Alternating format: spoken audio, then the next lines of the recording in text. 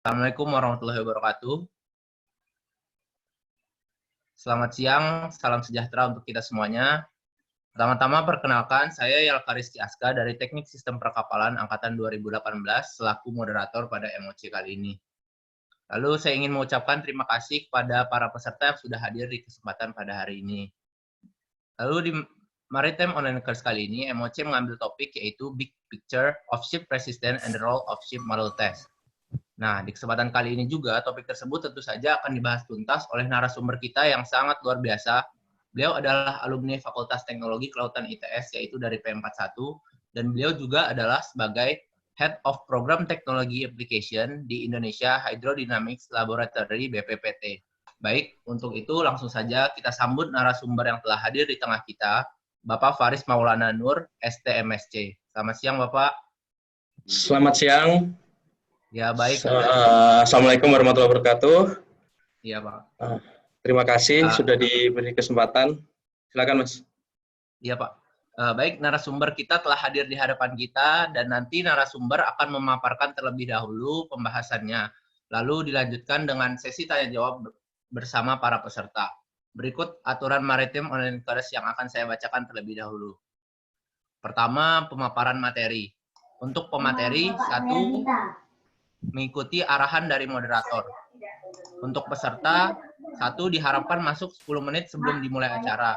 2, wajib mematikan mikrofon atau di-mute. 3, menghormati pembicara. 4, jika suara atau video kurang jelas, diharapkan peserta memberitahu di kolom chat, lalu moderator yang menyampaikan kepada pemateri. Kedua, sesi diskusi atau sesi tanya-jawab. Untuk pemateri, 1, mengikuti arahan moderator untuk menjawab dan memberi tanggapan peserta, yaitu 1 kali untuk menanggapi dari tanggapan peserta.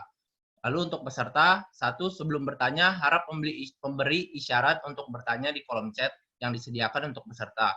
Kemudian akan dipersilakan oleh moderator, dan setelah dijawab oleh pemateri, peserta lalu mengikuti arahan moderator untuk memberi tanggapan. Yang kedua, selain peserta yang bertanya, peserta lain harap mematikan mikrofon agar suasana tetap kondusif. Baik, langsung saja saya persilahkan kepada Bapak Faris Maulana Nur untuk memaparkan pembahasannya. Pada Bapak Faris Maulana Nur, waktu dan tempat dipersilahkan. Monggo, Pak. Oke, terima kasih. Sekali lagi, Assalamualaikum warahmatullahi wabarakatuh. Terima kasih teman-teman semua. Saya lihat di sini di daftar list participants-nya, ini enggak sepenuhnya mahasiswa ya. Ada juga beberapa senior-senior saya di sini. Ada juga Pak Kadep, ini Pak Beni. Saya lihat sini, selamat siang Pak. Mohon izin untuk memaparkan sedikit tentang sebenarnya yang ingin saya paparkan di sini adalah lebih ke apa sih yang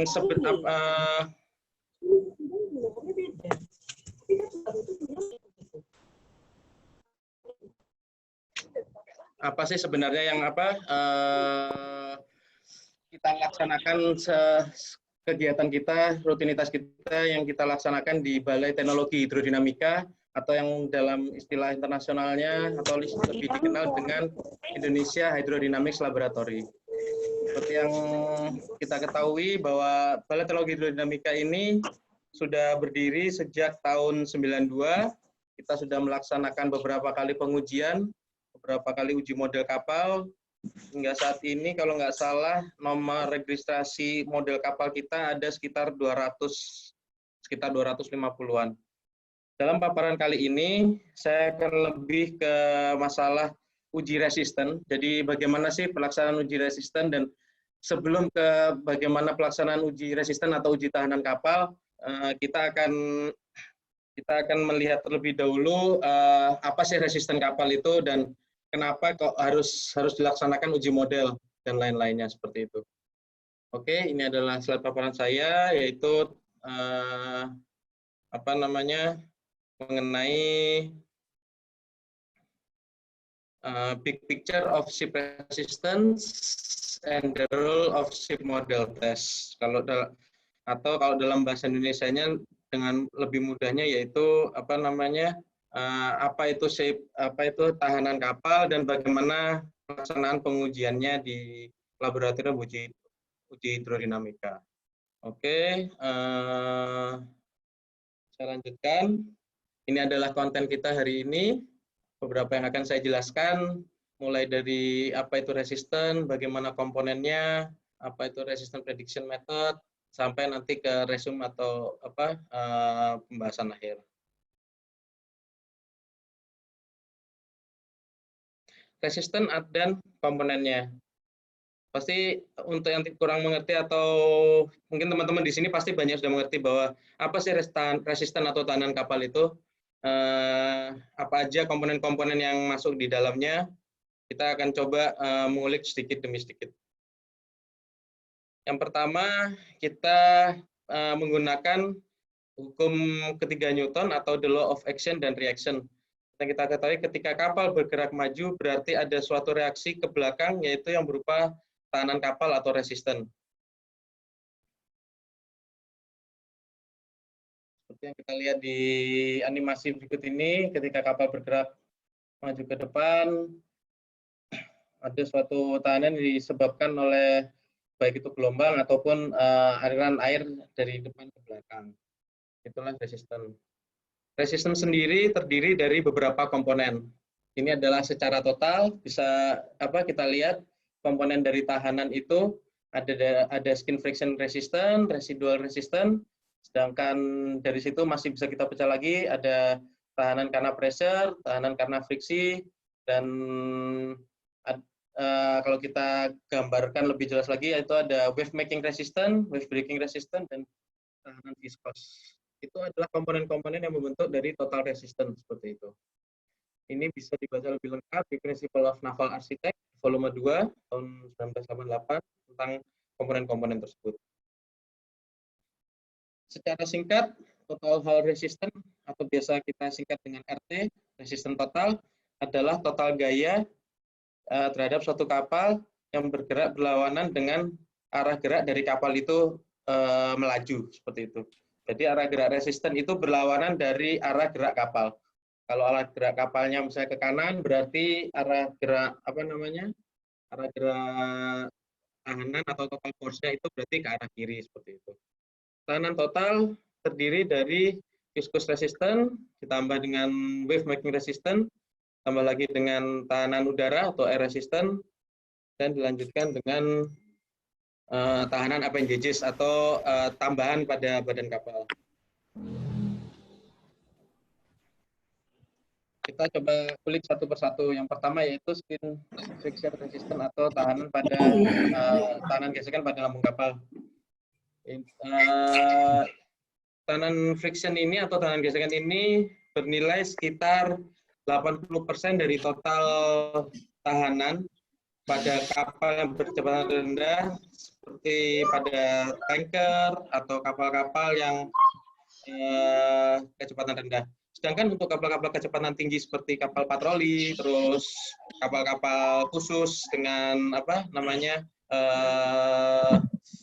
dengan spesifikasi khusus, itu besar tahanan gesekan ini adalah sekitar 40-50% dari total nilai tahanan.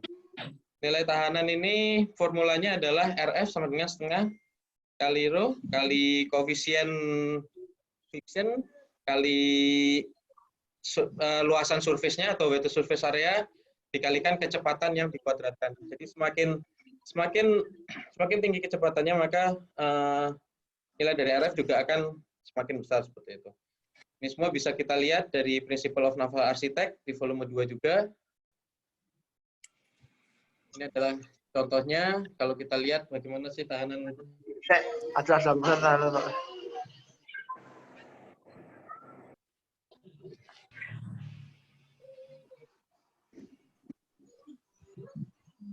Nah, kita lihat di video ini bagaimana. Nah, itu adalah tahanan gesekan atau skin friction resistant.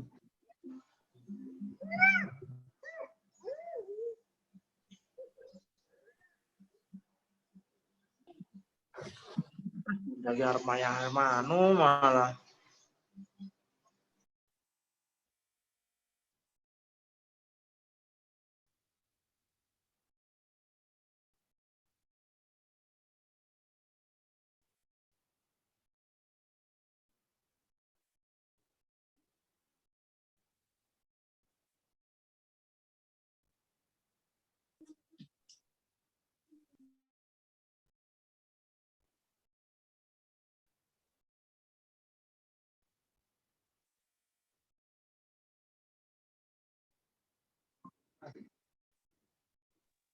presentasi.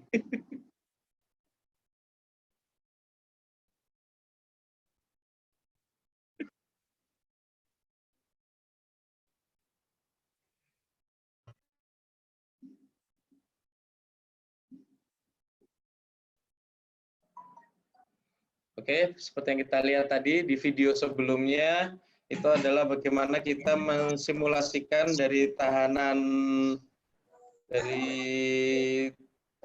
gesekan atau skin friction resistant. Yang selanjutnya yaitu adalah wave making resistant. Wave making resistant itu adalah form dari drag yang mengakibatkan efek dari surface dari suatu watercraft seperti boats ataupun kapal yang akan merefleksikan suatu energi yang dibutuhkan untuk mendorong air keluar dari bentuk lambung. Nanti setelah ini akan ada gambarnya apa yang dimaksud dengan wave making resistant. Energi ini pula yang digunakan untuk menghasilkan suatu gelombang di sekitaran lambung kapal. Bisa kita lihat di sini, ini adalah contoh dari wave making resistant. Salah satu dari wave adalah Kelvin wave pattern. Kita bisa melihat contohnya adalah ketika suatu bebek yang paling mudah atau di boat atau kapal atau objek terapung lainnya bergerak di keadaan air tenang atau calm water, maka kita dapat melihat bagaimana karakteristik dari surface pattern-nya atau pattern dari gelombang yang dihasilkan oleh benda apung tersebut. Pattern tersebut dinamai berdasarkan nama dari penemunya yaitu Lord Kelvin atau William Thomson, dan the boundary value sendiri dapat diformulasikan menjadi fxx plus fyy plus fzz sama dengan 0. Ini adalah persamaannya seperti yang kita lihat di atas, di mana y itu adalah fase dari gelombang. Jika kita misalkan y sama dengan 1, maka kita akan bisa memproduksi suatu karakteristik dari pattern gelombang Kelvin. Ini adalah contoh dari Kelvin wave pattern.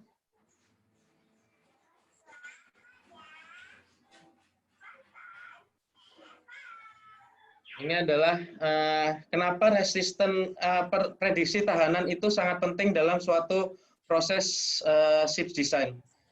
Teman-teman sekalian dan bapak-bapak sekalian pasti sudah mengerti kan dengan spiral design. Dalam suatu proses spiral design, di sini bisa kita lihat salah satunya adalah melakukan powering design atau propulsion design. Disitulah pentingnya kita memprediksi suatu tahanan dari suatu desain kapal.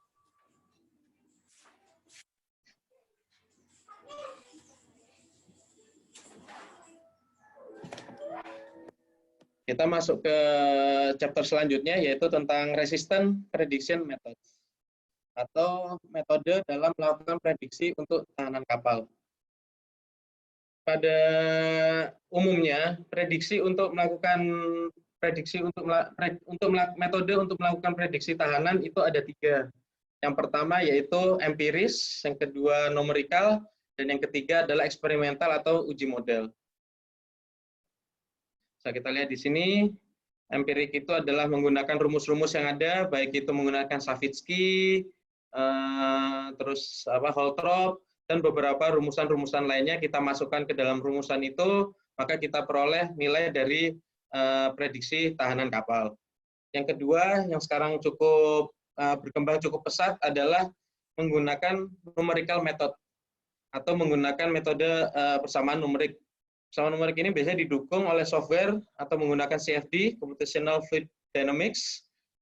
Di sini kita bisa mengestimasi bagaimana besarnya nilai dari tahanan kapal. Dan yang ketiga adalah menggunakan metode eksperimen, dan itu yang selalu kita lakukan di Balai Teknologi Hidrodinamika atau Laboratory for Hydrodynamic Technology dengan menggunakan fasilitas di towing tank. Tiap metode di atas memiliki kelebihan dan kekurangannya masing-masing. Di tabel ini kami coba merangkum menjadi beberapa kelebihan dan kekurangan dari tiap-tiap metode, baik itu dari durasi, harga atau biaya, akurasinya, tingkat kesulitan dalam pelaksanaannya, terus apa ya, stage dalam desain itu masuk di stage mana, dan bagaimana confidence levelnya. Bisa kita lihat di sini durasinya memang yang paling cepat adalah dengan metode empiris. Apalagi kalau sudah ada persamaan,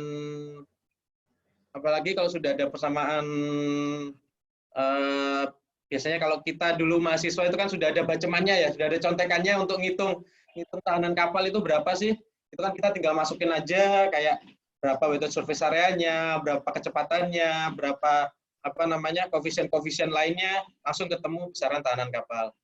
Makanya di sini bisa dibilang empirical method itu membutuhkan waktu cepat, bisa hitungan menit kalau sudah ada baceman tadi, baceman hitungan tahanannya, atau kalau kita mau mengenerate sendiri, menghitung manual, ya mungkin butuh waktu berjam-jam, mungkin sampai sehari atau 2 hari.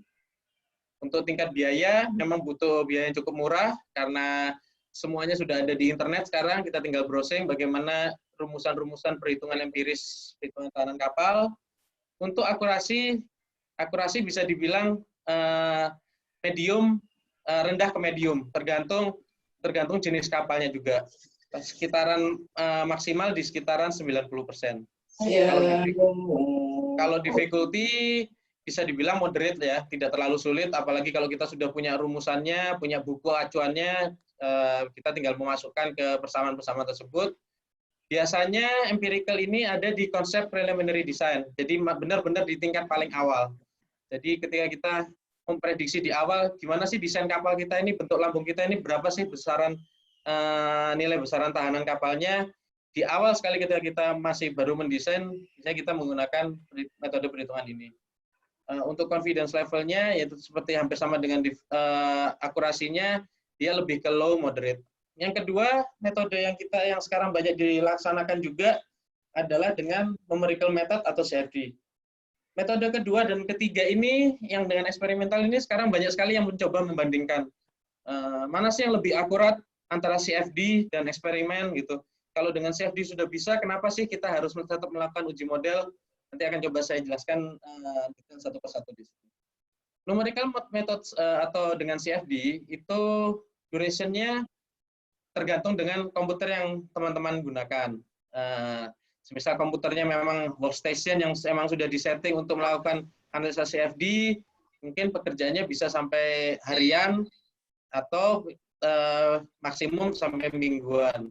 Untuk harga bisa dibilang medium atau bisa juga dibilang mahal, tergantung jenis software CFD yang rekan-rekan gunakan.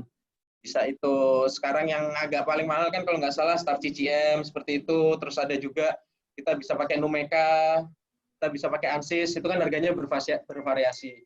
Atau yang paling sederhana kita bisa menggunakan Maxsurf. Tapi Maxsurf itu biasanya masuk ke dalam empirical method karena dia benar-benar masih tahapnya preliminary seperti itu.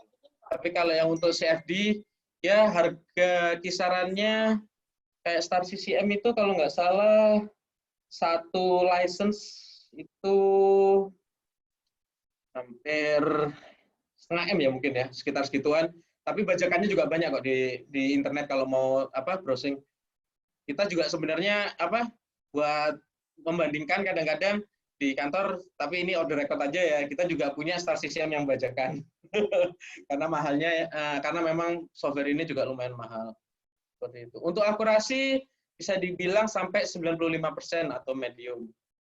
Untuk tingkat kesulitannya memang butuh pembelajaran, bagaimana mengoperasikan, bagaimana memasukkan koefisien-koefisien dalam perhitungan ini, bagaimana membuat gambarnya, terus membuat meshing gambarnya, semakin rapat tingkat meshingnya akan semakin tinggi keakurasiannya seperti itu. Tapi dengan tingginya kerapatan meshing itu otomatis membutuhkan waktu dan membutuhkan juga hardware yang lebih yang lebih mumpuni karena analisanya juga akan semakin berat.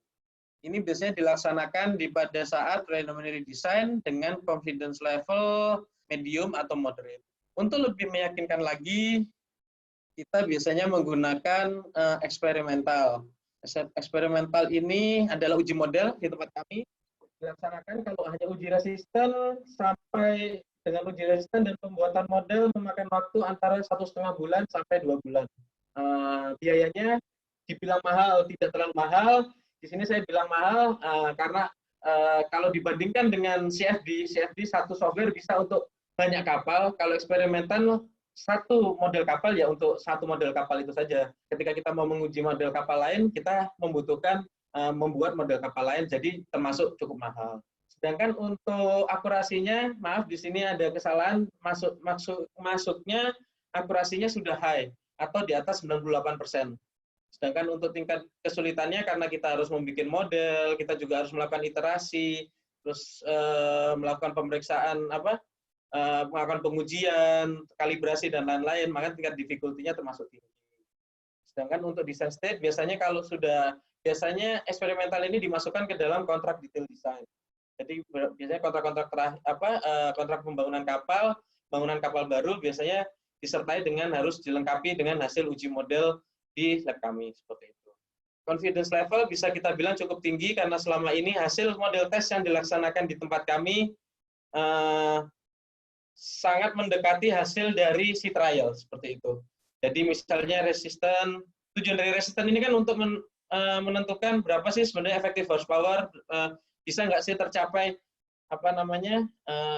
speed yang diinginkan dengan kebutuhan engine misalnya berapa knot seperti itu. Dan selama ini hasil uji kita alhamdulillah belum pernah meleset dari hasil sea trial seperti itu.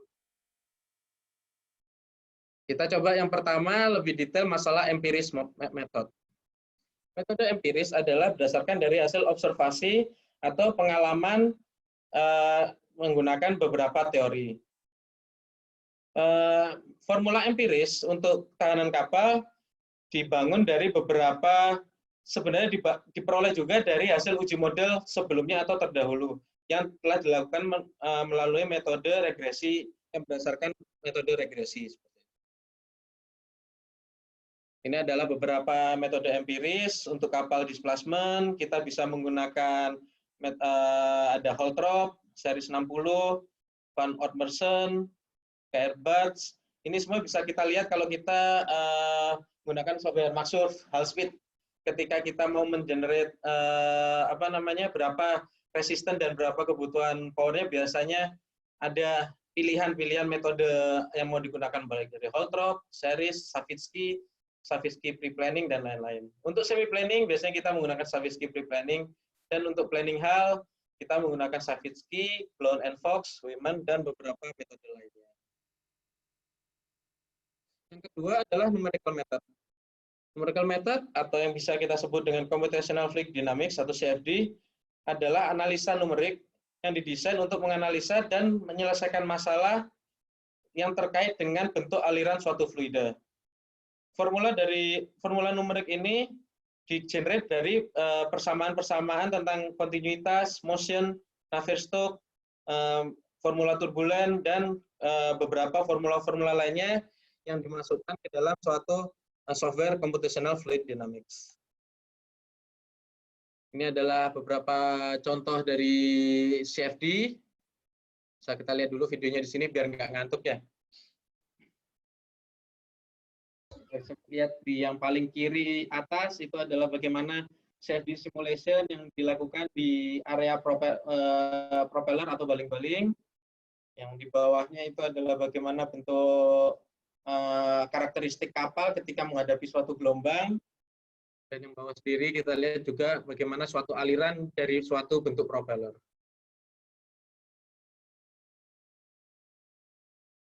Di sini CFD menggunakan beberapa persamaan atau equation. Equation-nya ada yang bisa kita lihat dari sini, mulai dari masa equation untuk continuity, equation untuk motion, dan juga ada Navier-Stokes equation untuk konstanta rho dan mu. Kalau yang belum tahu, ini adalah Navier-Stokes equation, ini adalah yang kita Navier, dan yang satu lagi adalah Stokes. Beliau berdua inilah yang membuat persamaan Navier-Stokes. Ini sekedar intermezzo aja. Seberapa powerful sih sebenarnya CFD Nah, di sini akan coba saya jelaskan sedikit tentang CFD Simulation Process. Kita di Balai Teknologi Hidrodinamika atau Indonesia Hydrodynamic Laboratory juga melaksanakan CFD Simulation Process yang didukung dengan, ya kita punyalah beberapa software pendukung, baik itu yang legal maupun yang bajakan, seperti itu. Ini intinya adalah untuk memastikan bagaimana hasil pengujian kita, terutama untuk kapal-kapal dengan karakteristik tertentu. Yang pertama, kita dalam proses simulasi CFD ini, kita harus melakukan sesuatu namanya yaitu geometry modeling. Yang pertama yaitu membuat model 3D, terus bagaimana men-scaling, bagaimana mengeksporting, dan yang kedua adalah pre-processing. Pre-processing ini yang lumayan urgent dan juga lumayan krusial, karena di sini adalah bagaimana kita harus melakukan meshing, bagaimana tingkat kerapatan dari meshing tersebut, bagaimana kita mendefine domain dari computation, bagaimana kita mendefine speed dan acceleration, dan bagaimana kita mendefine nilai dari turbulensi, contohnya pada nilai K epsilon atau SST. Yang selanjutnya yaitu processing atau solving. Processing ini dilakukan berdasarkan dari komputer, yaitu computation process dan konvergensi. Di sini ini sangat tergantung dari hasil pre-processing tadi. Semakin kita kerapatan meshingnya semakin bagus, kita mendefine domain computationnya juga semakin baik, itu tingkat processingnya akurasinya juga akan semakin baik. Di post processing kita akan memperoleh nilai turbulen, baik itu secara visual maupun secara nilai turbulen dan laminar visualization, bagaimana pressure gradient, force and resistance in any direction, juga kita bisa mengetahui nilai dari heat transfer dan nilai-nilai lainnya. Untuk melakukan validasi dari kegiatan analisa numerik atau CFD, kita harus melakukan grid arrangement independence, solver convergence, konvergensi dari solver, dan from eksperimen dan hasil dari eksperimen, seperti itu. Jadi hasil pengujian dari CFD ini tetap di beberapa kasus tetap harus dibuktikan dengan melakukan uji eksperimen atau uji model. Kita lanjut ke experimental method atau uji model. Uji model ini bertujuan untuk menghasilkan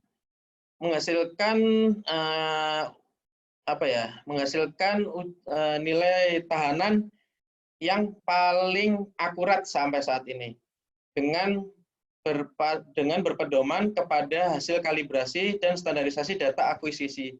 Jadi kita dalam melakukan pengujian ini, peralatan-peralatan kita selalu terkalibrasi, model kapal kita juga selalu melalui proses quality check and quality assurance supaya tidak meleset dari ukuran kapal yang diberikan oleh klien, seperti itu. Dan juga ada standar dalam melakukan akuisisi data berdasarkan dari ITTC. ITTC itu adalah organisasi internasional yang menaungi seluruh laboratorium, terutama towing tank ya, yang ada di dunia ini.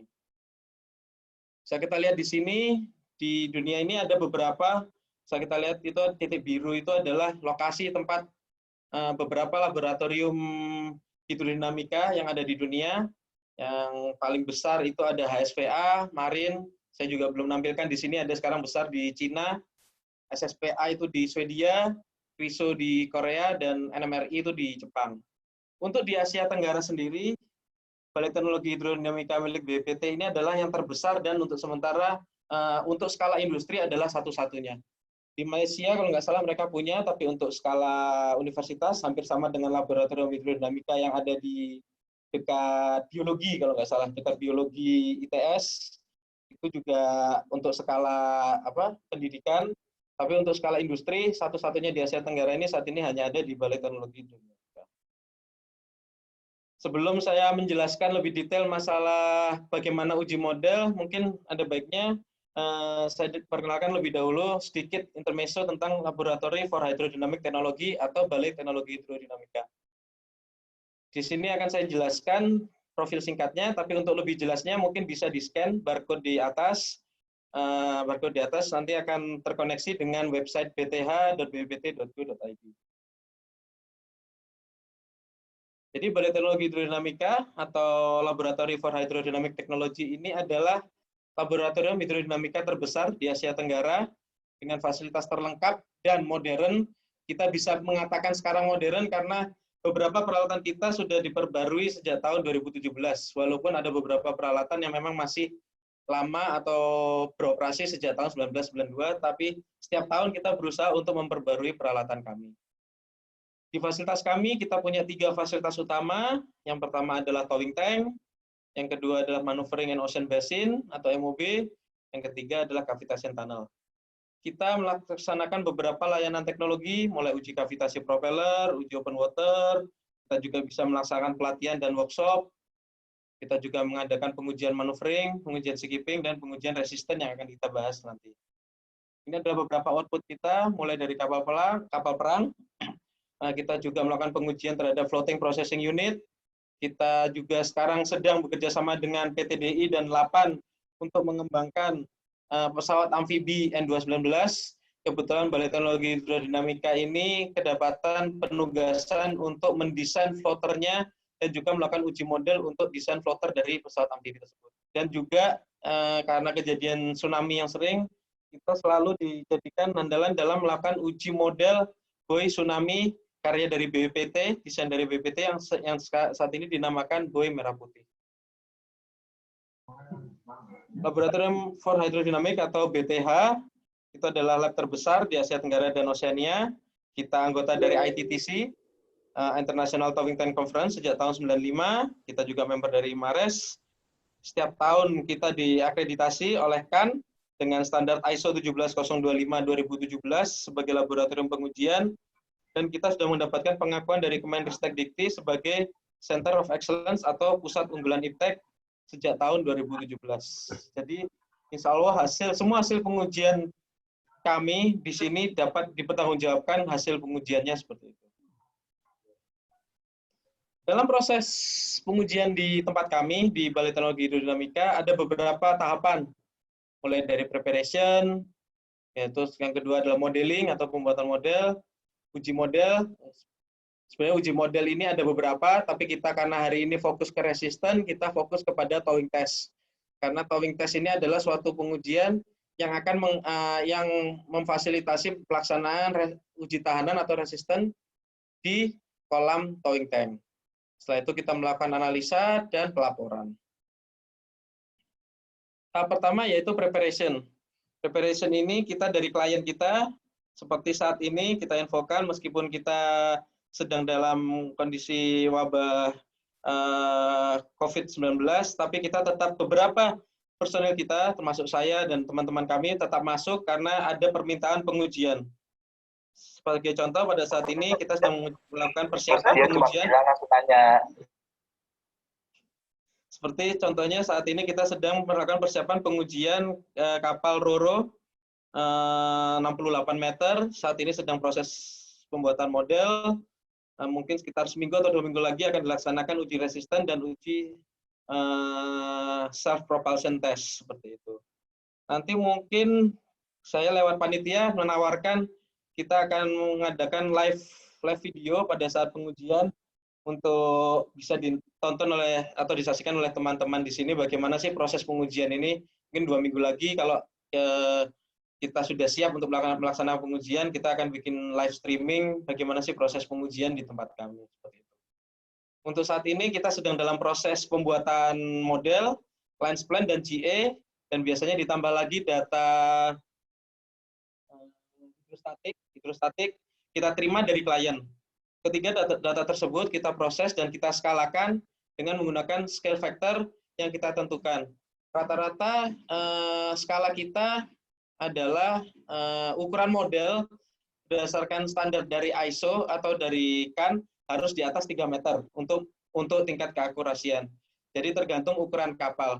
Sebagai contoh aja untuk kapal yang 8 meter ini kita skalakan dengan skala sekitar menjadi sekitar 3-4 meteran ukuran kapalnya. Setelah kita tentukan melalui rapat bersama berapa ukuran model kapal yang akan kita bangun, kita mulai mengenerate data dari klien tersebut untuk membuat lines plan model dan juga GA model. Seperti itu. Sebagai contohnya ini adalah data dari klien,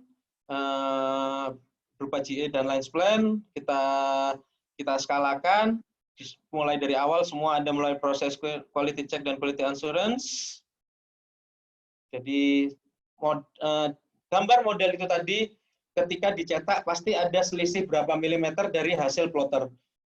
Sering karena plotter kita dikalibrasi setiap sebelum melakukan penyetak proses printing, itu rata-rata selisihnya adalah sekitar setengah sampai 1 mili biasanya. Kalau setelah dikalibrasi ulang masih tetap ada selisih dalam proses pencetakan atau printing itu tadi, biasanya kita akan berkoordinasi dengan tim pembuat model, memberitahukan bahwa di titik-titik tertentu tolong diperhatikan bahwa ini ada selisih sekitar setengah mili atau apa. Jadi dalam pembuatan model sudah menyesuaikan selisih-selisih tersebut. Yang selanjutnya yaitu proses modeling. Proses modeling itu adalah dari mulai production drawing, model production, dan QA/QC. Ini adalah gambarannya, mulai dari drawing proses yang atas sendiri, ini adalah drawing proses, di sini ada manufacture proses, dan quality check dari bentuk desain kapal.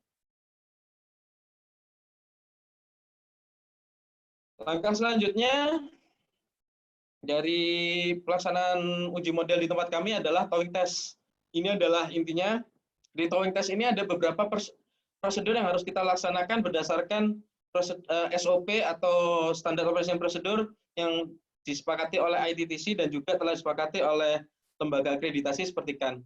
Yang pertama kita harus melakukan ballasting, kita harus melakukan cek turbulence simulator, kita harus melakukan trim adjustment, kita harus melakukan kalibrasi alat instrumentasi, terus kita juga harus melakukan beberapa persiapan lainnya seperti pengaturan berat kapal, betul surface areanya berapa, pengujian dilaksanakan. Biasanya rata-rata klien meminta pengujian pada 2 kondisi syarat atau draft, yaitu pada kondisi full load dan pada kondisi half load, seperti itu. Rata-rata biasanya seperti itu. Namun pada kondisi tertentu juga diminta melaksanakan pengujian pada kondisi syarat tertentu. Setelah itu semua dipenuhi, kita melaksanakan uji tes atau towing test. Di dalam towing test ini kita melakukan dokumentasi secara visual, yaitu melalui video dan foto, dan juga melalui data akuisisi melalui beberapa software yang kita miliki di tempat kami. Hasil dari pengujian tersebut adalah berupa data mentah atau raw data yang berupa, ya tadi yang pasti dari dokumentasi berupa video dan foto. Kalau dari data akuisisi adalah berupa time history yang berupa waktu, kecepatan, dan forces atau gaya. Ini adalah contoh pengujian untuk kapal pengawas perikanan kelas C milik dari Kementerian Kelautan dan Perikanan. Ini adalah contoh kapal dengan tipikal semi planning ya. Jadi ini adalah kapal patroli atau kapal cepat. Kecepatan maksimumnya kalau nggak salah 24 knot. Bisa kita lihat di sini bagaimana bentuk aliran di depannya ini. Kapal mulai planning. Bisa kita lihat.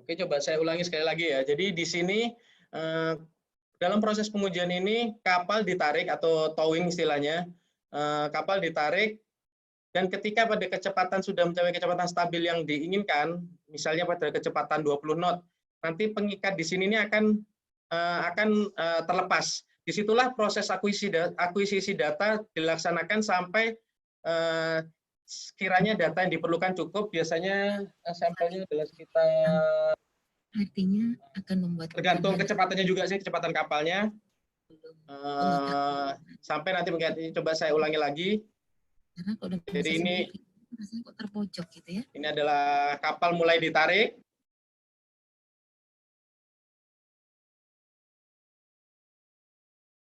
Di sini kapal mulai ditarik.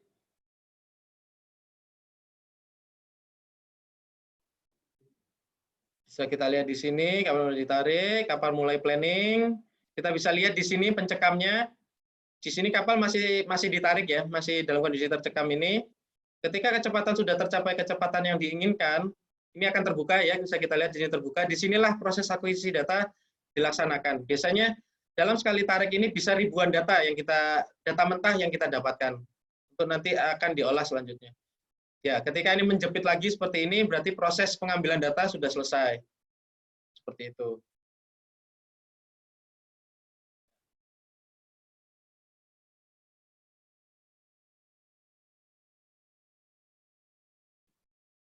Dari info saja, dalam pengujian di resisten ini, kondisi pengujian harus dalam kondisi calm water atau keadaan air tenang. Jadi, ketika kita habis melaksanakan pengujian seperti ini, kenapa membutuhkan waktu yang lama dalam pengujian adalah kita harus menunggu kondisi kolam kembali benar-benar tenang. Kita sudah memiliki sensor di sini, ketika sensor menunjukkan angka 0 atau kondisi air benar-benar tenang, kita baru bisa melaksanakan pengujian. Untuk kapal-kapal semi planning atau kapal cepat seperti contoh kapal ini, biasanya butuh waktu sekitar 15 menit sampai kita bisa mendapatkan air dalam benar-benar kondisi tenang lagi melaksanakan pengujian yang selanjutnya. Biasanya ketika kita service speed misalnya 18 knot untuk kapal ini atau 20 knot, kita melakukan pengujian 2 knot di atasnya dan 2 knot di bawahnya.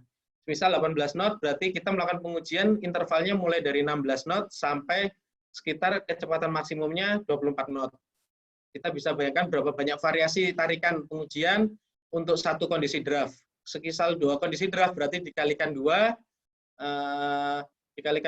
dan setiap kondisi harus menunggu sekitar 15 menit kondisi air tenang baru bisa melakukan pengujian lagi. Jadi untuk kapal cepat seperti ini biasanya membutuhkan waktu pengujian sekitar 2-3 hari, atau kalau misalnya kita butuh cepat dipaksa lembur sampai malam, biasanya sampai jam 9 malam, kita bisa selesaikan dalam waktu 1,5 hari. Seperti itu. Kita lanjut ke slide selanjutnya.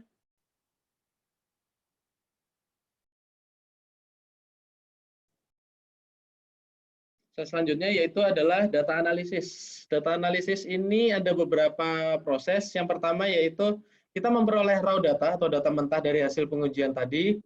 Data mentah tadi kita ekstrapolasi atau dengan prosedur ekstrapolasi.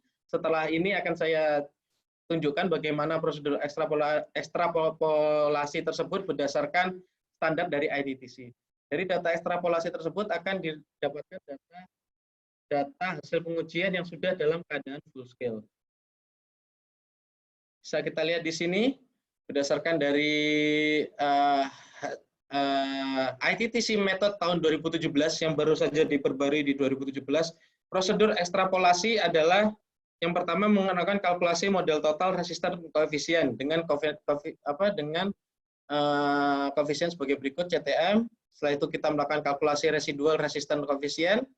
Kita melakukan perhitungan calculation ship friction resistant coefficient.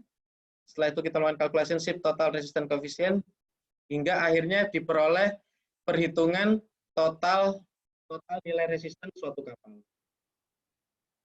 Ini adalah bentuk tabel ekstrapolasi. Bisa kita lihat di sini. Jadi dari hasil pengujian tersebut setelah diekstrapolasi, data yang akan ditampilkan yaitu adalah data kecepatan dalam knot. Sebagai contoh, ini adalah data pengujian untuk kapal, ini bukan untuk kapal KKP tadi, untuk kapal yang berbeda.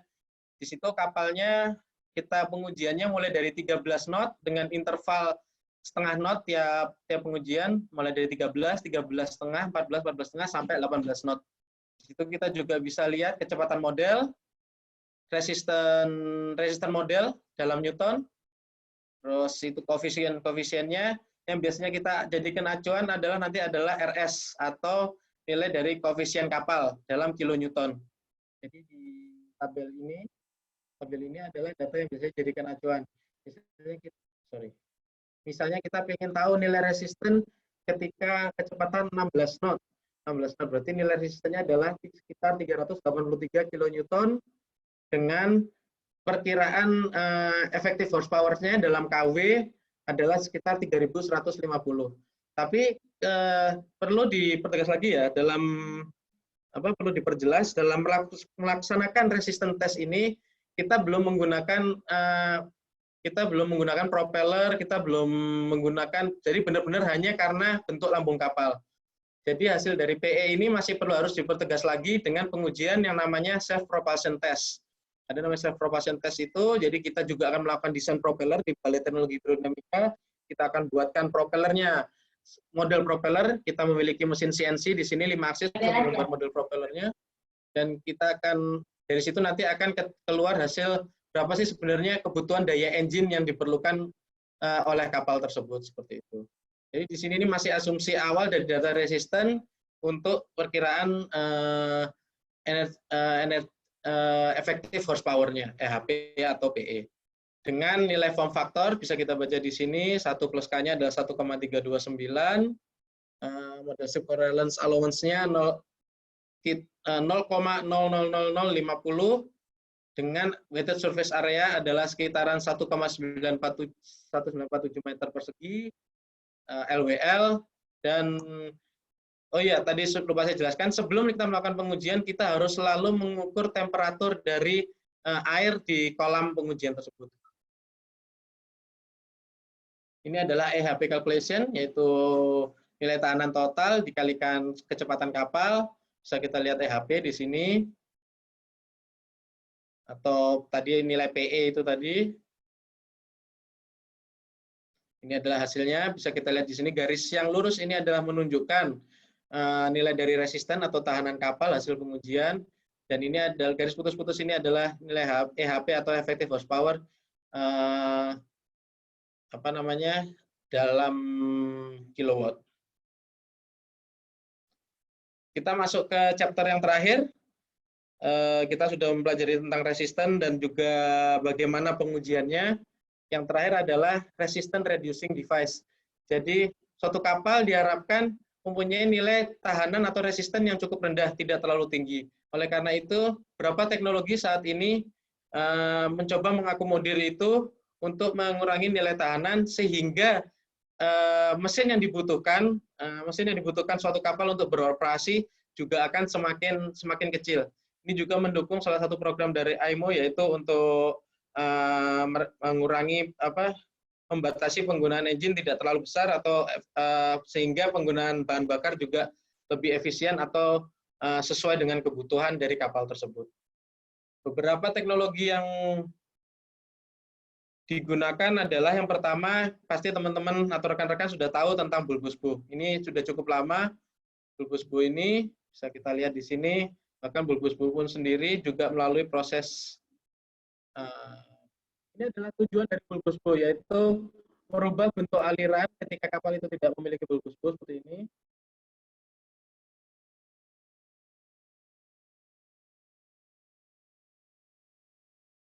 Video ini adalah diambil dari pengujian di laboratorium hampir sama di Belanda, di Marin, laboratorium Marin.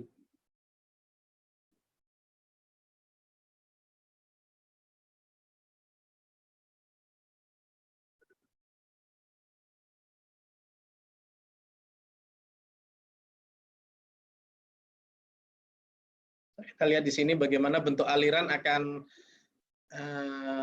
berubah dengan adanya bulbous bow di depan, sehingga akan mengurangi bow wave, istilahnya bow wave atau tahanan di area depan, di area bow dari suatu kapal.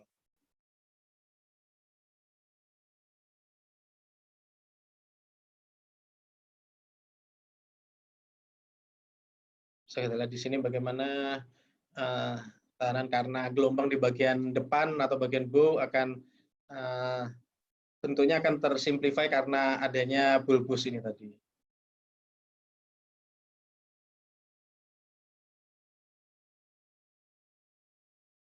Yang kedua adalah hull fin. Hull fin ini adalah suatu teknologi yang juga lumayan baru ini. Kalau nggak salah ada dipasang di beberapa kapal kita. Kalau nggak salah KCR 60 yang dibangun di PT Palu, kalau nggak salah dipasangnya seperti ini juga. Ini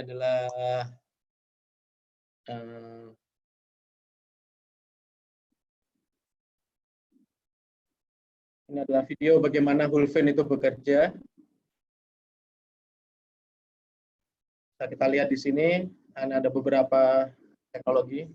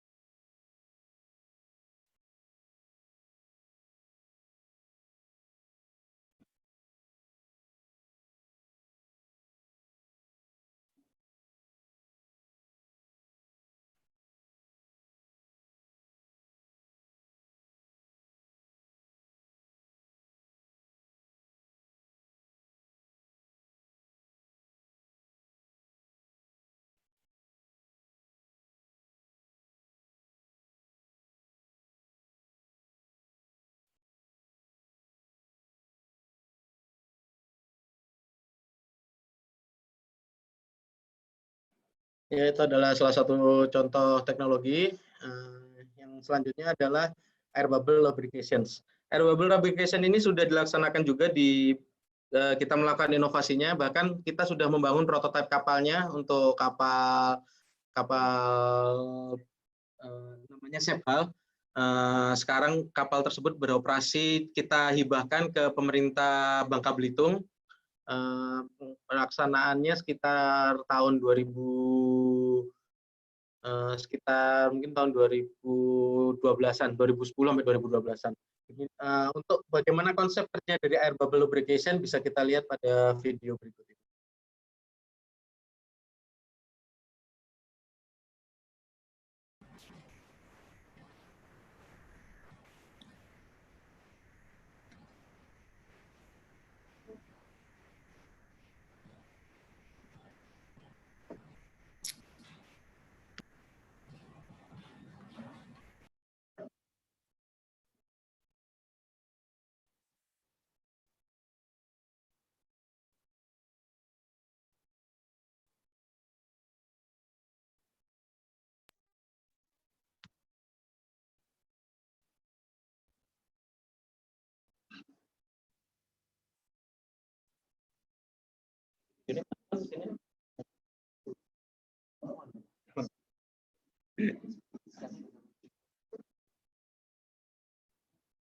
Kurang sing komplain sih.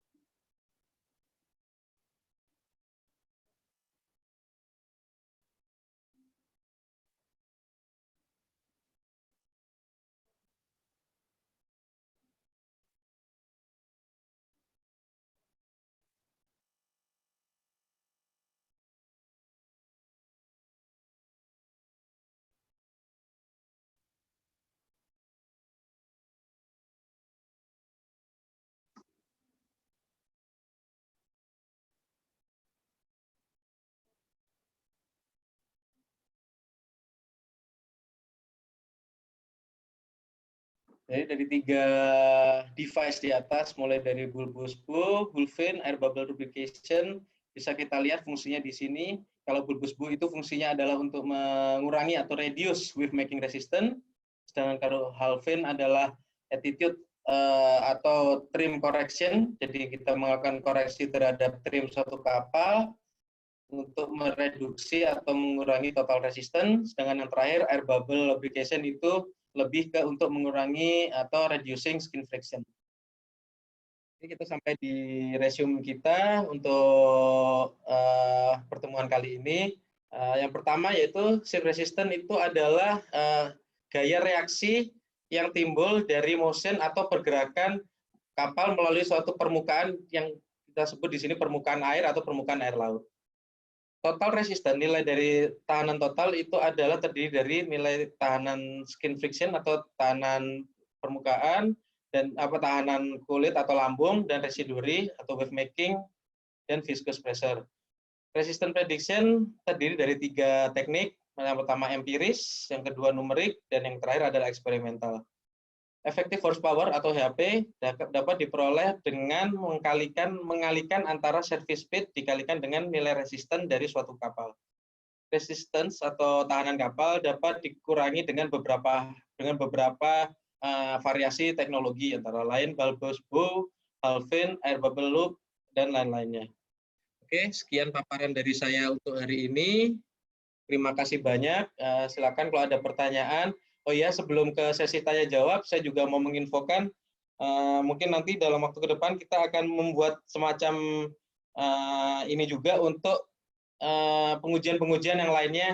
Nanti di sini ada beberapa teman-teman ahli perkapalan, ahli kelautan akan mencoba membuat bahan presentasi mengenai bagaimana kita melakukan uji model bangunan lepas pantai, bagaimana kita melaksanakan pengujian uji seakeeping, bagaimana kita uji stabilitas kapal. Nanti kalau memang diizinkan oleh panitia, kita akan mencoba mengatur jadwal untuk pengujian-pengujian lainnya. Untuk sementara, sekian dan terima kasih. Assalamualaikum warahmatullahi wabarakatuh. Waalaikumsalam warahmatullahi wabarakatuh. Baik, alhamdulillah kita telah melewati sesi pertama, yaitu sesi pemaparan. Selanjutnya kita akan masuk ke sesi tanya jawab. Untuk aturannya, yang pertama, sesi tanya jawab terbagi menjadi 2 termin, di mana tiap termin akan diberikan kepada 3 orang penanya. Yang kedua, bagi Anda yang ingin bertanya, silahkan memberi isyarat dengan mengirim pesan, saya ingin bertanya, pada kolom komentar terlebih dahulu. Kemudian Anda yang terpilih berhak memberi pertanyaan. Yang ketiga, aturan sebelum bertanya, sampaikan nama dan asal universitas atau profesi Anda. Baik, untuk termin pertama dibuka pertanyaan untuk 3 orang. Bagi yang ingin bertanya, dipersilahkan. Oke.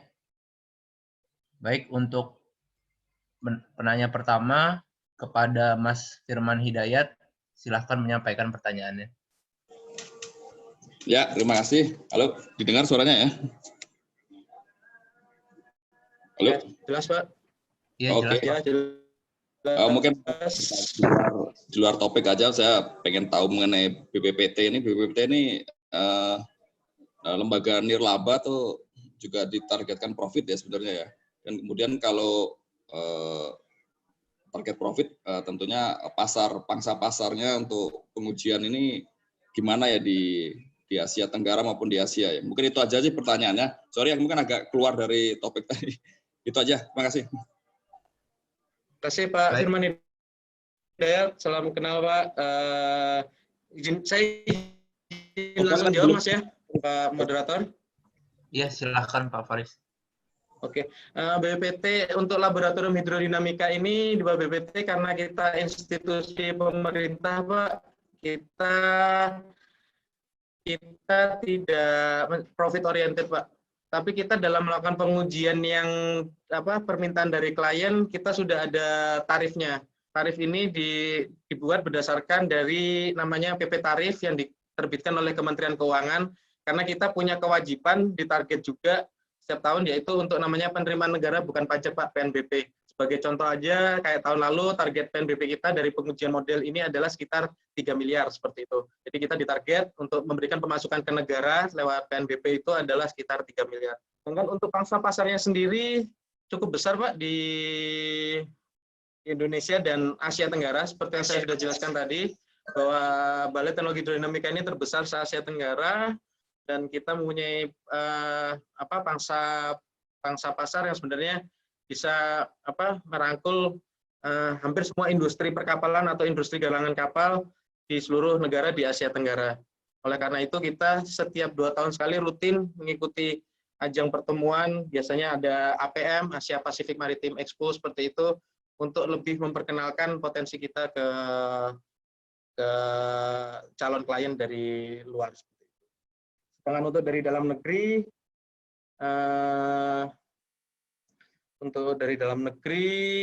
hampir semua galangan pernah mengunjungkan kapalnya di sini, baik juga dari desainer kapal, beberapa desainer kapal, mereka mengunjungkan kapal sini, seperti mulai dari kapal patroli, kapal feri ro-ro, dan beberapa jenis kapal lainnya. Terima kasih. Mungkin ada pertanyaan lainnya? Baik, terima kasih Pak Faris atas jawabannya. Mungkin dari Pak penanya, apakah ada tanggapan dari Pak Firman? Ya, cukup sih. Tadi saya belum perkenalan diri ya, dari Firman LJ 2004 saya. Ya, memang kalau lihat BPPT fasilitasnya luar biasa, cuma kok kalau dilihat dari kampus agak sepi gitu. Tapi banyak yang gunakan apa enggak sih? Cuma itu aja sih pertanyaannya tadi. Oke. Sebenarnya cukup sih, itu aja. Makasih. Oke, baik, terima kasih Pak Firman. Selanjutnya untuk pertanyaan kedua, ini ada dari Mbak Nurul Huda. Silahkan untuk menyampaikan pertanyaannya.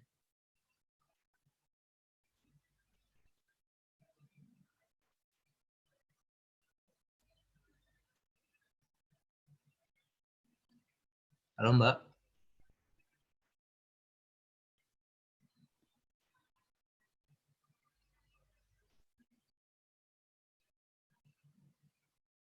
Halo.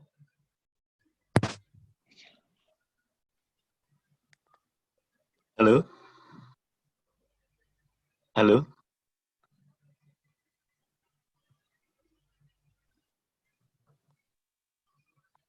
Halo. Untuk Mbak Nurul Huda, silahkan menyampaikan pertanyaannya. Halo. Assalamualaikum. Oh. Iya, Mas. Halo, Assalamualaikum warahmatullahi wabarakatuh. Ya. Perkenalkan, saya Nurul Huda, alumni Perkapalan Undip. Pertama, pertanyaan saya mengenai metode empiris yang mendekati itu Holtrop, Savinsky, atau yang lain. Kedua, untuk pemodelan model yang mau diuji itu, untuk estimasi COG-nya apakah dari klien itu dari 3D model seperti software Foran atau Pascasmatic itu kan lebih akurat untuk COG-nya, atau pakai estimasi biasa untuk estimasi perhitungan COG-nya aktual itu seperti apa, dan penggantian posisi COG di model yang di BPPT itu seperti apa? Terima kasih, mungkin 2 poin itu.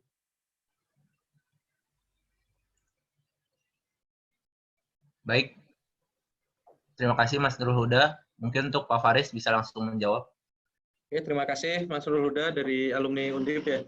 Yang pertama tadi pertanyaannya untuk kapan kita menggunakan metode Savitsky atau Holtrop atau itu tergantung jadi jenis kapalnya, Mas. Tadi seperti saya jelaskan di slide saya tadi bahwa untuk jenis kapal semi planning atau untuk kapal displacement, yang pertama untuk kapal displacement itu seperti contoh seperti kontainer, tanker, terus kapal kargo pada umumnya itu menggunakan Holtrop. Tapi untuk semi planning, kapal-kapal patroli, kapal-kapal cepat, kapal militer dengan biasanya front number-nya sekitar 0,6 ke atas itu kita pakai Savitsky seperti itu. Terus yang kedua masalah COG, Mas. Untuk pengujian model kita mendapatkan data COG dari klien. Dari situ kita coba melakukan distribusi berat. Jadi di model itu dalamnya kan bolong gitu ya.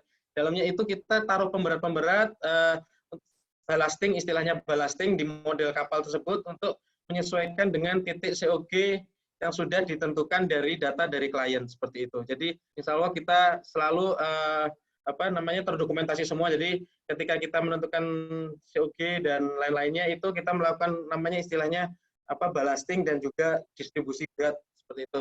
Sekaligus juga untuk menentukan draftnya, draft pada kondisi full load atau half load itu semua sudah direncanakan sesuai data dari klien. Biasanya kita dapat data dari hidrostatik dan juga data hidrostatik dan juga data-data gambar lainnya.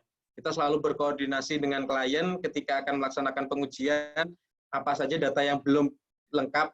Sebagai contoh, di luar uji resisten ini ya, setelah uji resisten kan kita ada namanya uji propulsion test menggunakan propeller. Kita menanyakan apakah mereka sudah punya desain propellernya atau belum. Nah, mereka terus bagaimana shafting arrangement-nya juga bagaimana, itu selalu kita minta klien untuk melengkapi data-data tersebut. Seperti itu. Terima kasih. Baik, terima kasih Pak Faris atas jawabannya. Mungkin dari Mas Nurul Huda, mungkin ada tanggapan?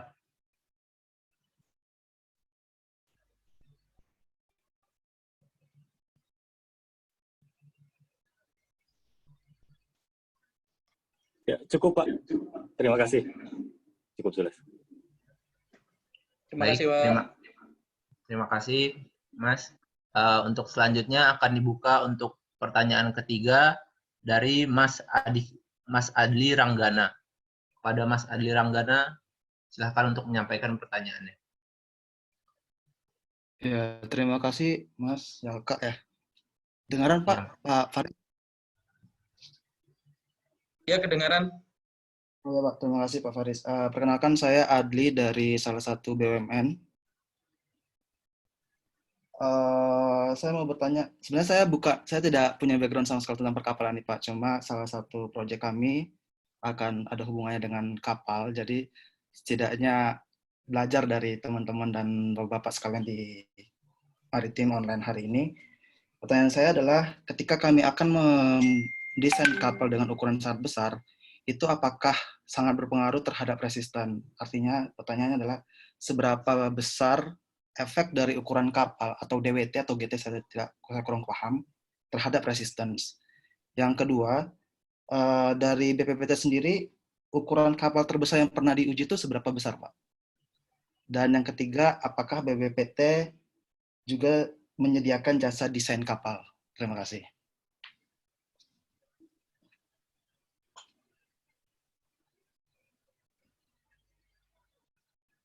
Baik, terima kasih Mas Adli atas pertanyaannya.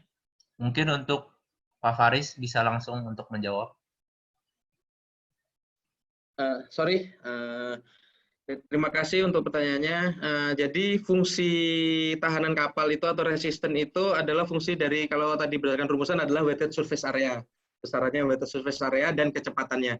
Jadi semakin besar kapal yang Bapak inginkan, semisal Bapak ingin membangun kapal kontainer yang bisa ngangkut 1000 teus seperti itu, otomatis bentuk lambungnya akan semakin besar, dan nanti yang akan berpengaruh terhadap resisten itu adalah berapa kecepatan kapal yang Bapak inginkan, dan juga bagaimana nanti dalam desain itu berapa luasan weighted surface area-nya, seperti itu. Jadi weighted surface area itu adalah area yang tercelup air, Pak, atau area di bawah garis air. Itu yang akan nanti berpengaruh. Semakin besar kapal Bapak desain, otomatis biasanya weighted surface area-nya juga akan ekuivalen akan semakin besar. Yang pertama. Untuk BPT sendiri di lab hidro kami yang pernah paling besar, selama saya bekerja di sini sekitar 12 tahun, yang saya ingat cukup besar adalah kemarin kapal kontainer, kapal self container propel barge 1000 teus, yang pertama.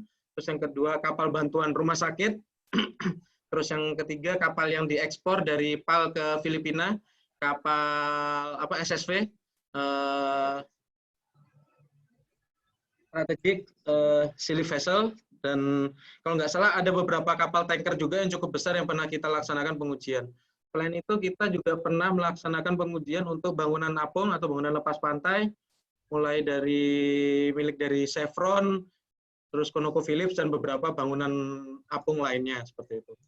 Untuk melakukan desain, BPPT kami di sini mendukung untuk melakukan desain, Pak.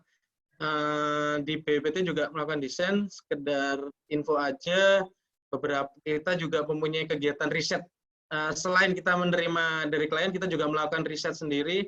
Seperti tahun ini kita sekarang sedang melakukan riset untuk mengembangkan kapal mini LNG carrier seperti itu. Terus kita juga sedang mengembangkan desain wahana angkut Alpo, yaitu wahana untuk melakukan decommissioning bangunan lepas pantai yang sudah tidak beroperasi seperti itu. Jadi nanti misalnya Bapak membutuhkan bantuan kami atau butuh masukan atau diskusi, bisa langsung kontak saya saja, Pak, seperti itu.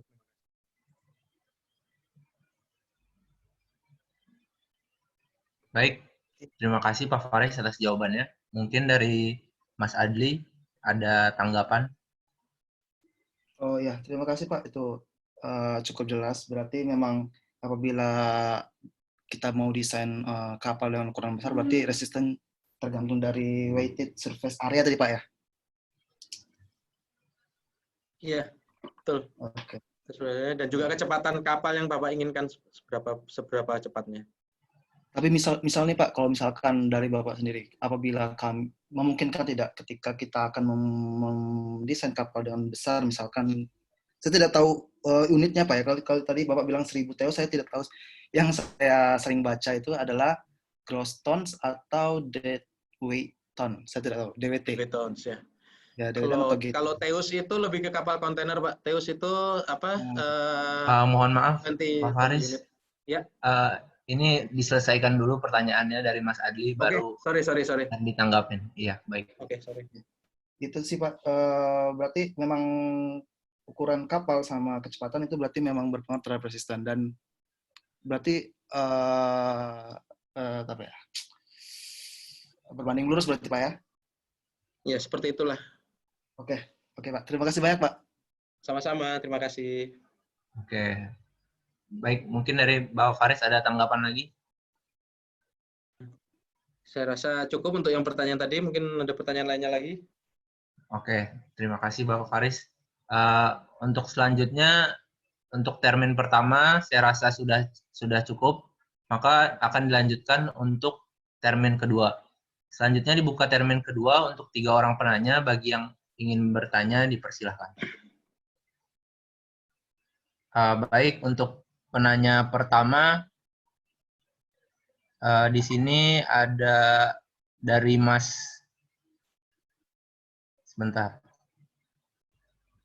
dari Mas Hargo Hari Pamudia. Pada Mas Hargo Hari Pamudia, dipersilahkan untuk memberikan pertanyaan. Halo, selamat siang.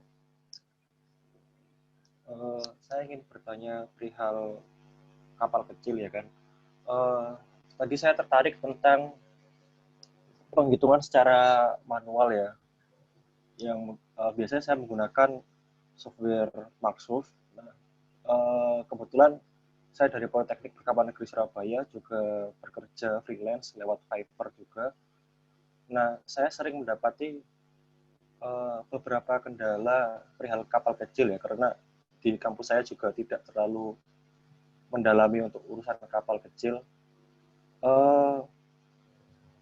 Kira-kira faktor apa yang menentukan efisiensi kapal kecil itu di angka sekitar 80 hingga 85%? Karena banyak literasi saya baca angka efisiensi kapal kecil yang menggunakan outboard engine itu sekitar 80 sampai 85%. Tapi di saat saya menjelaskan kepada klien, saya banyak mendapatkan keluhan mengapa kok segini efisiensinya. Dan yang saya jawab ini hanya untuk safety faktor pemilihan mesin. Itu pertanyaan pertama. Dan pertanyaan yang kedua, perihal hasil dari perhitungan di Maxuf secara kapal displacement dari not terkecil sampai not terbesar, hasil dari salah satu metode selalu penuh. Tapi mengapa di kapal kecil untuk speedcraft ya kan itu di speed rendah, di not rendah sekitar 10 knot ke bawah itu tidak bisa terbaca atau nol gitu, strip aja hasilnya. Apakah memang dari tiap-tiap metode seperti Savitsky, Windman itu memiliki kriteria tertentu yang akhirnya tidak bisa membaca kecepatan kapal tersebut? Terima kasih. Baik, terima kasih Mas Hargo atas pertanyaannya. Mungkin untuk Bapak Faris bisa langsung untuk menjawab. Makasih Mas Hargo ya tadi ya. Wah, cukup teknis banget ini pertanyaannya ya. Kelihatannya bakal panjang banget ini kalau jelasin. Intinya untuk kapal-kapal kecil itu gimana ya jelasinnya? Pertanyaannya susah dan jawabannya juga lumayan rumit ini.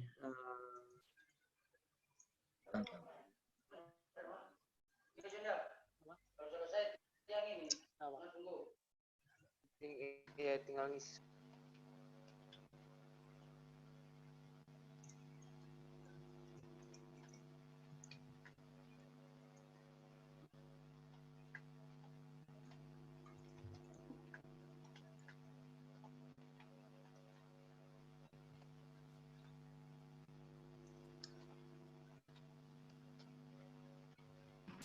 Oke Mas, saya coba jawab ya secara singkat. Intinya kalau seperti di Maxuf itu ya, itu adalah metode yang digunakan itu sangat berpengaruh ya. Jadi semisal kapal-kapal kecil ini kalau boleh tahu biasanya kapal-kapal model-model semi-plane atau modelnya kapal ikan seperti itu. Biasanya modelnya itu kapal planning. Itu untuk patrol biasanya. Untuk kapal patrol. Iya. Sama penumpang, kapal penumpang. Salah satu itu kapal dari Kabupaten Berau untuk penyeberangan antar kecamatan itu. Itu fraud number-nya biasanya di kisaran berapa, Mas? Di bawah di atas 0, sekitar 1,1 sebenarnya. Iya, sekitar 1,1. 1,1 untuk kapal, bukan untuk kapal penumpang kan ini tapi ya, fraud number-nya 1,1 ya? Iya, bukan untuk kapal penumpang. Kalau kapal patroli gitu-gitu kan memang fraud number-nya biasanya kan cukup 0,6, sekitar 0,6 ke atas ya. Jadi kalau yang saya tahu sih memang kejelian dalam memilih memilih metode itu bisa pengaruh. Misal kita untuk kapal semi planning itu biasanya kan kita pakai Savitsky ya. Tapi Savitsky atau Savitsky pre-planning. Nah, kalau biasanya kita nggak itu metode ternyata tidak memenuhi itu, biasanya memang tidak masuk dalam range kategori Savitsky itu tadi. Jadi tidak terbaca di Maxuf seperti itu. Jadi mungkin bisa coba divariasikan metode-metodenya. Apalagi untuk kapal kecil ini kan memang agak rentan ya, agak sensitif ya dalam pemilihan metode seperti itu. Kalau boleh tahu sekitar kapalnya itu biasanya kapal-kapal patrolinya, kapal patroli ukuran berapa meter Mas biasanya? Untuk range-nya, untuk order yang pernah saya pegang itu paling panjangnya 15 meter Pak itu. Dari untuk pol air.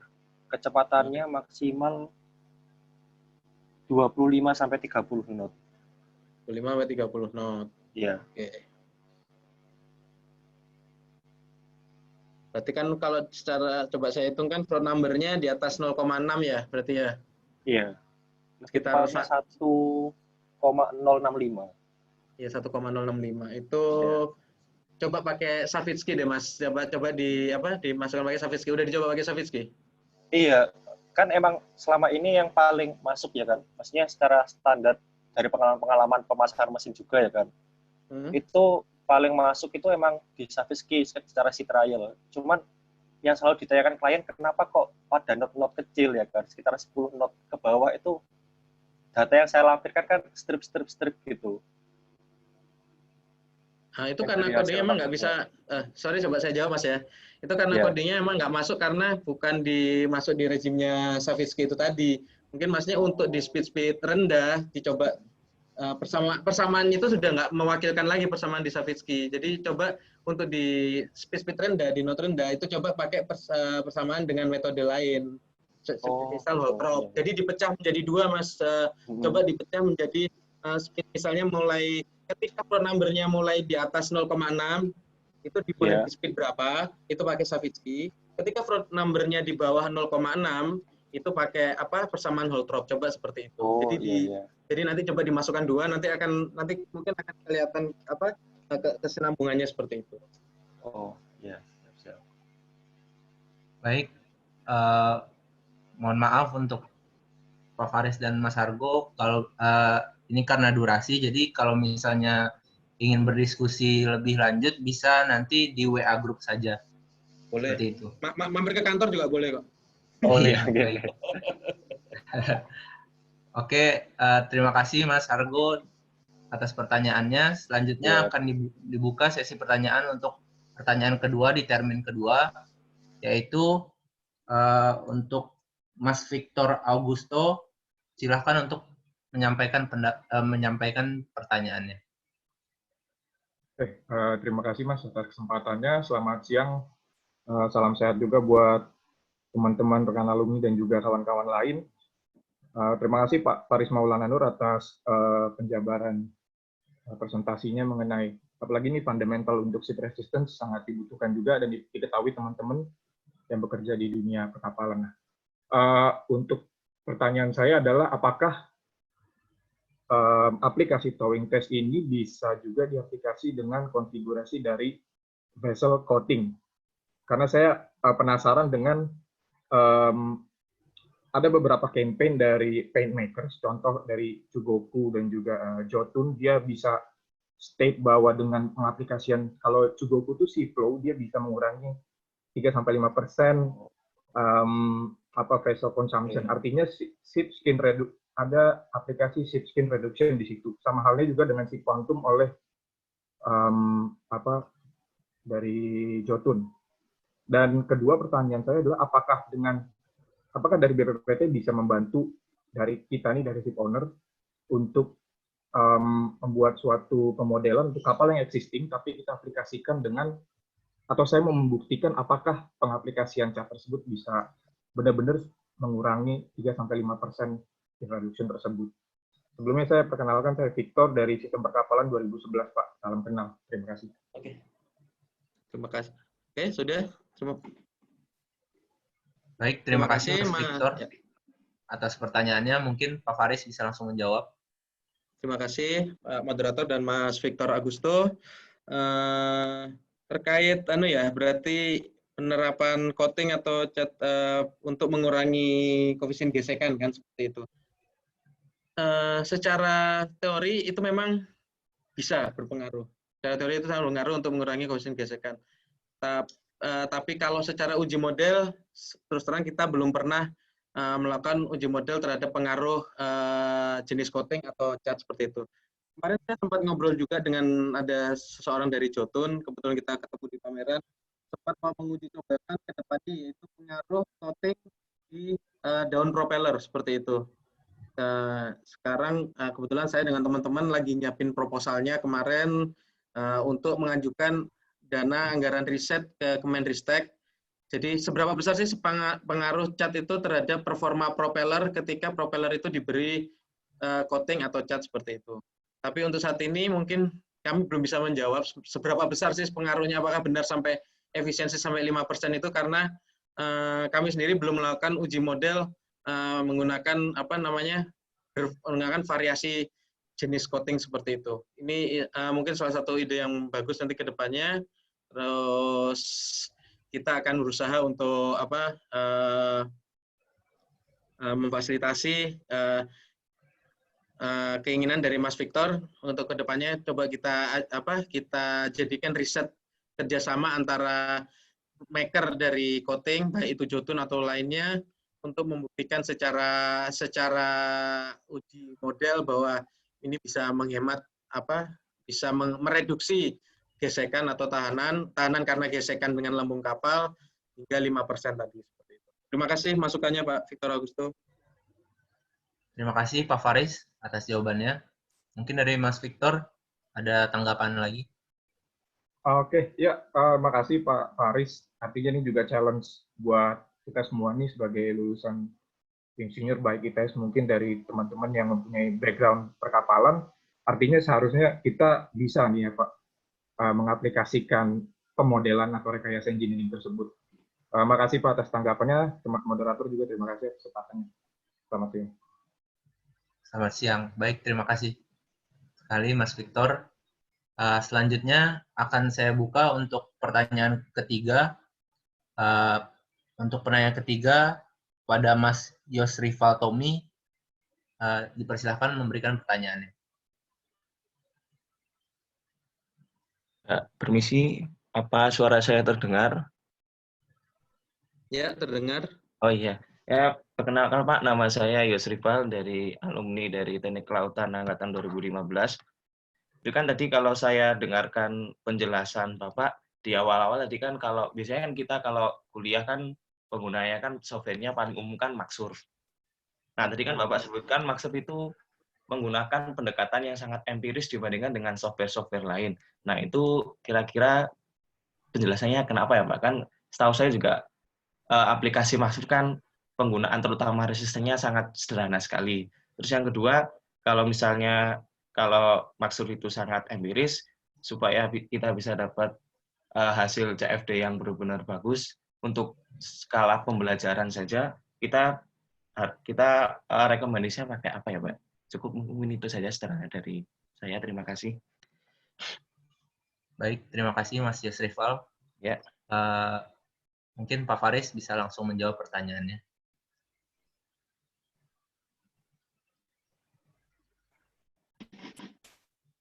Terima kasih Pak. Siapa tadi? Dengan Mas siapa tadi? Mas Yosrifal Tommy. Mas Yosrifal Tommy ya. Ya. Terima kasih atas pertanyaannya. Jadi gini Mas, Maxsurf itu bisa dibilang software empiris karena di Maxsurf itu kan kita hanya untuk hull speed ya, terutama Maxsurf hull speed ya, kita kan hanya memasukkan koefisien-koefisien yang sudah kita dapat dari desain kapal ya. Dari desain kapal kita masukkan seperti semisal panjang kapal berapa, lebar kapal berapa, speednya pengen berapa, terus bagaimana bentuk kapalnya itu tadi yang kita generate di Maxsurf seperti itu kan lebih ke empirik. Sedangkan kalau CFD itu kan ada banyak lagi yang harus kita generate di situ, baik itu dari desain, untuk desainnya itu sendiri harus di meshing tingkat kerapatannya seperti itu. Jadi bisa dikatakan bahwa Maxsurf itu lebih ke perencanaan awal. Jadi data hasil hitungan resisten atau kebutuhan daya engine dari suatu kapal yang menggunakan Maxsurf itu biasanya masih agak jauh dari hasil perhitungan menggunakan CFD atau uji model seperti itu. Sedangkan untuk uji dengan CFD sendiri, sekarang banyak sih software-software kemarin yang saya sempat ditawarkan Autodesk, mengeluarkan Autodesk CFD juga ada yang mungkin agak murah itu. Terus kalau yang banyak yang sekarang banyak dipasarkan itu ada Numeka, ada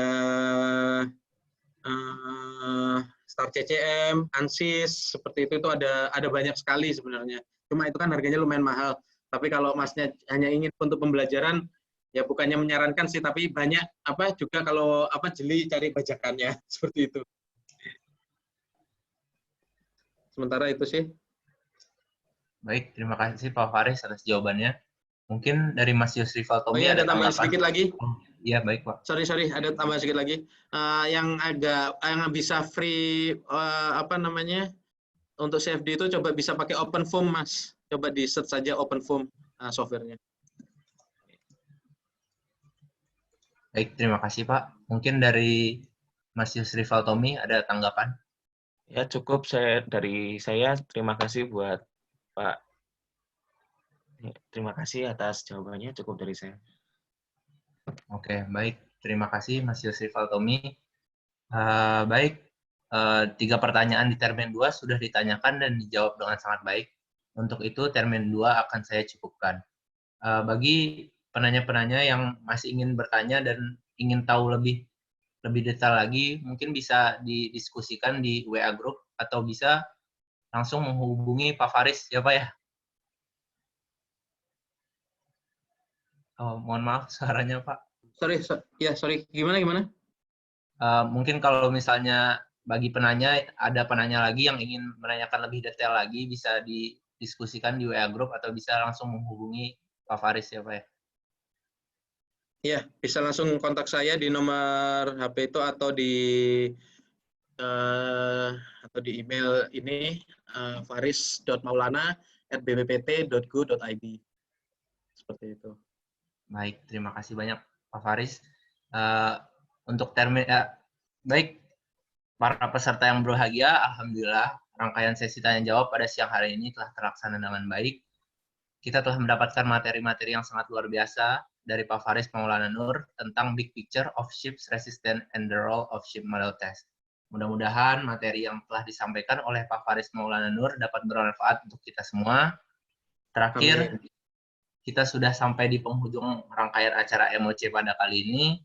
Saya ucapkan terima kasih yang sebesar-besarnya pada narasumber kita, Bapak Faris Maulana Nur, STMSC, yang telah berbagi ilmunya yang sangat luar biasa. Terima kasih, Pak. Sama-sama. Juga terima kasih saya ucapkan kepada peserta yang begitu antusias menyimak serta bertanya. Baik, akhir kata, saya Yaka sebagai moderator pamit undur diri. Terima kasih, dan wassalamualaikum warahmatullahi wabarakatuh. Waalaikumsalam warahmatullahi wabarakatuh.